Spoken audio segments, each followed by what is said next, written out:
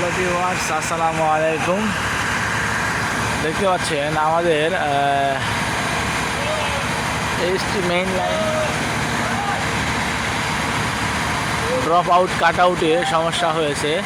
তো এটা ঠিক করার জন্য পল্লী বিদ্যুতের লোক আসছে, দেখতে পাচ্ছেন তারা কাজ করছে।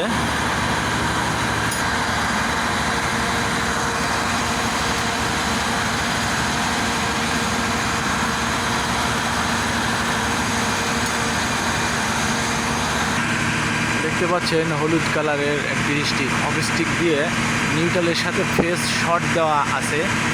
বাই চান্স ভুল কারণবশত যদি লাইন দেয় তাহলে ট্রিপ করবে।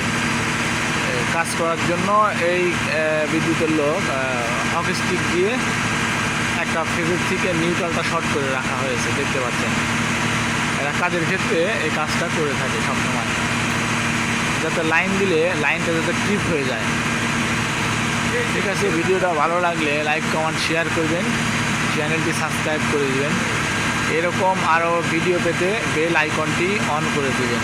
ধন্যবাদ, ভালো থাকবেন।